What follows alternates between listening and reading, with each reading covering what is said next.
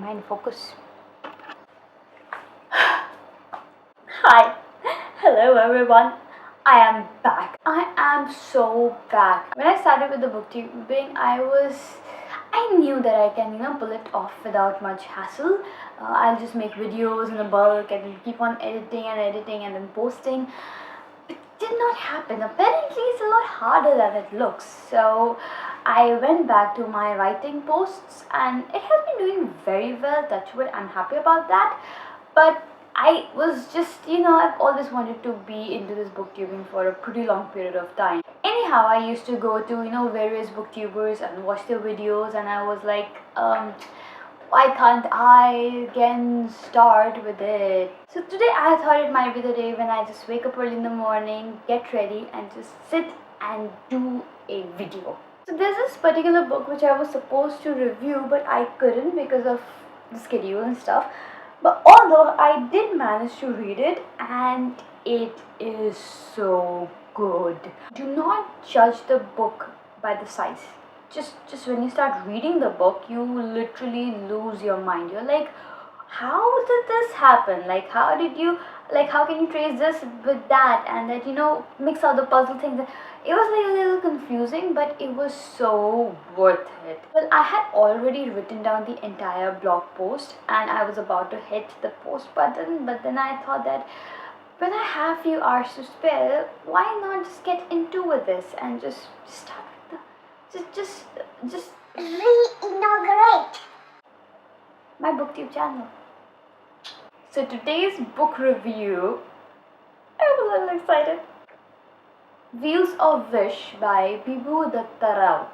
This book is an accumulation of myths, legends, facts, information, all combined together in just this tiny little book, which makes you go back into time thinking, oh my god. About the book, there are two incidents which are important. First, the imprisonment of a couple in Dwapar Yuga. Second, the creation of magnetism in the Sun Temple of Konark. And these two incidents is a linkage between a missing boy of the 13th century who has the mightiest power of the universe. Those who can get a little hint might know whom I am talking about. An investment banker, xoxo, flies from New York and comes back to Odisha in 2008, and he has been trapped in an 800-year-old mystery and has been accused of rape and murder of a person whom he knew since he was young, but he lost contact for a long period of time. Can you imagine? The entire book reveals a biological secret which reveals a lot of historical and mythological fictions, not fictions, facts and informations, which leads back to the time of Mahabharata. A lot of unexplainable evidences occurs. There are so many mysteries and secrets which keeps on unfolding itself, and at the courtroom Shashank has to face his worst fear, or maybe the truth, by an unexpected person. That entire part was just a summary of the book. Can you believe the intensity of the entire storyline? Oh my god. First of all, the story is intense. And when I say intense, I not only say intense, it is intense. I literally went confused. Not really confused, my mind went boggling when I started reading the book, and I was like, how can a person relate so many things all together and still come up with this without losing the track? I receive books like these, historical or mythological books. I anyhow relate to them, especially if they are, Mahabharata related. I instantly click, and for me those weirdly come up to top priorities for me to read. This one was one of those books. When I read the description, I was literally intrigued, whether this description is as good as the book. I wanted to know. Reading the book, I thought, it's a small book, it's a tiny book, but it was worth the read. It literally got over within few hours, which was really nice, and the story was so intense that you feel like you're watching a movie. Literally, I felt like, okay, this happened. I could literally just go by scenes by scene. I love that. There are so many mythological facts and information which you get from this. For example, the entire description of the Sun Temple. I have never been there, but I could literally visualize the temple right in front of my eyes. Another thing which I really liked about this book, the author Bibhu Dutta Rout has written in such a nice way the description of sexuality and spirituality together. A lot of people, especially India being the land of Kama Sutra, people do not like to think or talk about this aspect of life. They end up taking this in a negative direction, whereas this was taken as a spiritual direction.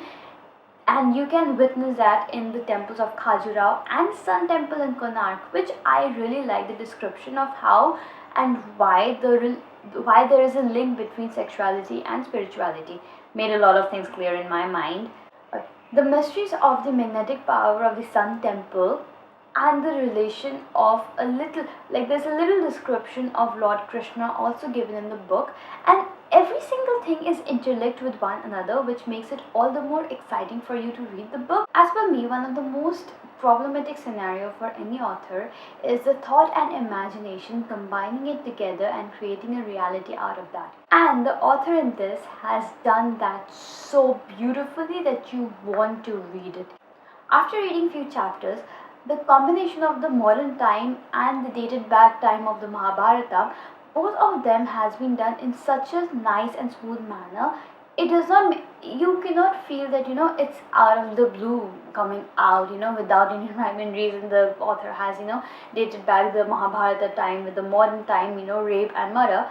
But it's like there, you feel that, it is correctly done. The book has been written in such a nice manner, and it's literally, you feel so good after reading the book. About the writing style, first, which I really liked and I think is important, simplicity. None of the fancy words are used. Third, it all goes in a flow. So when you start reading the book, you can see that there is a smooth passageway which is going on. You do not have to worry about the crazy stuff, going back into dictionary and thinking, okay, this might could have been replaced with that, or there's a little issue with these words, or too much of fanciness. No. This book is nice, simple, smooth. Although there are a lot of historical facts given in this book, or be it mythological fictions or information, loads of articles which is given. But the thing is that since the writing style is simple without using any fancy words, it becomes very nice and smooth for you to grasp every single information, keeping in your mind, and gives you a very good perspective about the book, which I actually admired and which I liked about this book. Talking about the cover, look at it. It's so pretty. It's so nice. The title, the book image, every single thing jumps out. So that is the best thing about this book. One of the best things about this book. And I love the fact that it has been, it's not a huge, humongous book. It's a small book which can be finished within few hours if you're interested in history. And since I was a history student, so I was so much taken by it, and it literally took me few hours. Like one metro ride and I finished the book, and I was like, this is good. As for the rating, I give this book 5 out of 5, and I recommend this book for every single person, especially for those who are into history and mythology and mysteries. This is a book for you. I mean, this is something which you will love to read, especially for those who are history lovers, especially for those like me. I am happy and excited that yes, I completed this video. I'll be editing this and I'll be uploading it soon. Not soon, I think coming week only. So I'm happy about the fact that I am officially coming back to booktubing, and yes, this is the time. This is my time. If you like this video, do give it a thumbs up. And another thing, do subscribe and do follow me on my social media handles, which I'll be mentioning on the description box as well as on here.